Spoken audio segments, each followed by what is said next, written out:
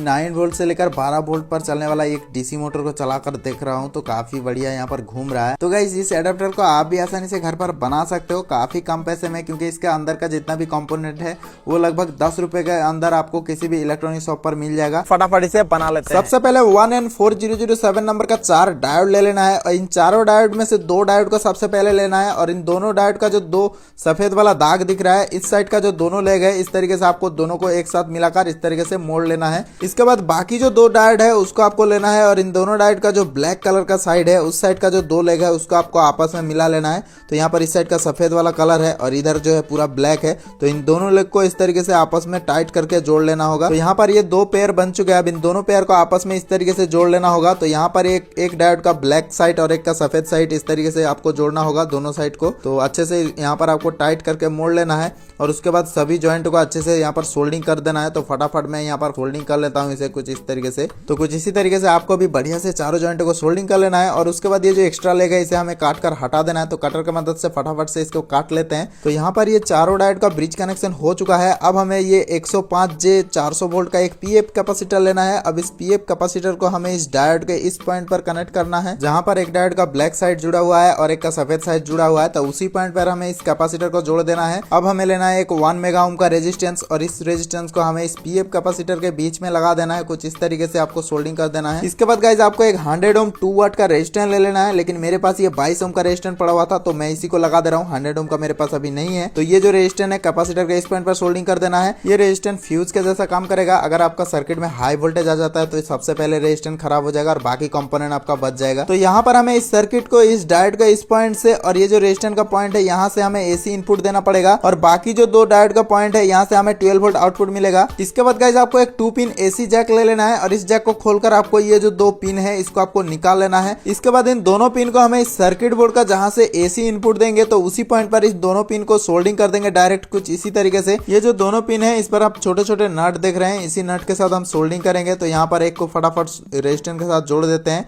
और दूसरा वाला हमें डायोड के साथ बिल्कुल एक लेवल पे जोड़ना है, लेकिन उसके लिए यहाँ पर एक छोटा सा वायर सोल्डिंग करना पड़ेगा।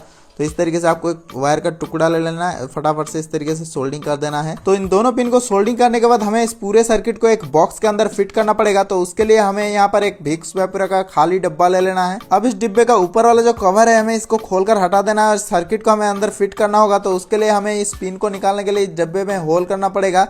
तो सोल्डिंग आयरन से फटाफट यहाँ पर मैं होल कर लेता हूँ। जरूरी नहीं है कि आपको ये विक्स वेपर का ही डब्बा लेना है, आप चाहे तो दूसरा कोई सा भी एक खाली डब्बे के अंदर इस सर्किट को फिट कर सकते हैं। तो यहाँ पर हमें दोनों पिन को खोल लेना है कुछ इस तरीके से और उसके बाद इस नट को इस होल के अंदर से इस तरीके से डाल देना होगा और इस सर्किट को अंदर फिट करने के बाद इन दोनों नट पे फिर से इस पिन को लगा देना है अच्छे से टाइट करके। इसके बाद गाइज आपको इस सर्किट में और 2 कंपोनेंट लगाना पड़ेगा। तो उसके लिए आपको एक 25 वोल्ट 470 यूएफ का कैपेसिटर ले लेना है। तो इस कैपेसिटर को हमें इस सर्किट का जहां से आउटपुट वोल्टेज निकलेगा वहां पर हमें पैरेलल पे लगा देना है। तो यहाँ पर इन दोनों डायोड के पॉइंट में से जहां पर सफेद कलर लगा हुआ है वहां से हमें पॉजिटिव आउटपुट मिलेगा और ये ब्लैक वाला साइड से नेगेटिव आउटपुट मिलेगा। तो यहाँ पर हमें कैपेसिटर को पैरेलल में जोड़ देना है, नेगेटिव के साथ नेगेटिव, पॉजिटिव के साथ पॉजिटिव।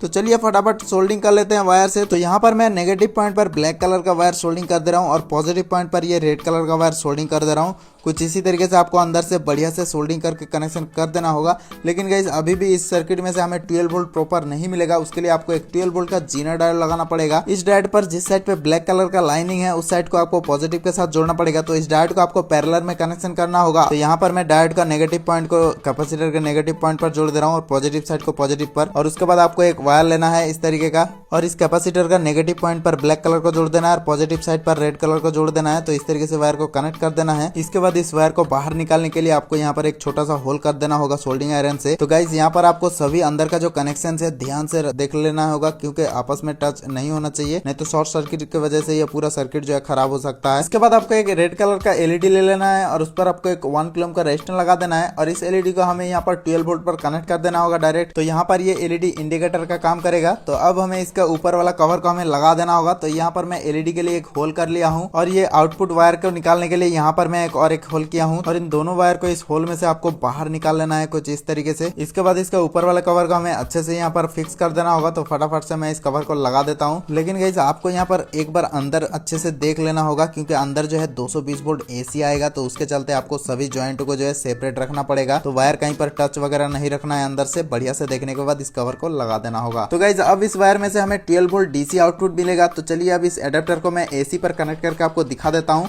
तो सबसे पहले इस बोर्ड का कितना वोल्टेज आ रहा है वो मैं आपको दिखा देता हूँ। यहाँ पर मैं मल्टीमीटर को एसी पर सेट कर लिया हूँ। तो यहाँ पर आप देख सकते हैं इसका वोल्टेज जो है कितना आ रहा है। तो लगभग यहाँ पर 235 वोल्ट आ रहा है एसी, 235 वोल्ट एसी यहाँ पर दिखा रहा है। तो चलिए अभी मैं फटाफट इसको कनेक्ट करता हूँ इस एडेप्टर को।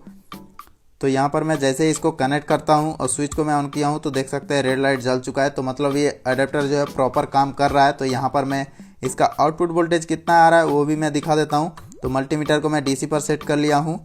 तो इन दोनों प्रोब को मैं जैसे कनेक्ट किया हूँ तो देख सकते हैं यहाँ पर 12 वोल्ट आ रहा है, 12 पॉइंट कुछ वोल्ट आ रहा है। तो काफ़ी बढ़िया है। तो चलिए अब इस एडेप्टर से मैं कुछ एलईडी और ये मोटर वगैरह चलाकर आपको दिखा देता हूँ। तो सबसे पहले मैं ये वाला एलईडी जलाऊंगा। तो ये एक 12 वोल्ट का एलईडी है।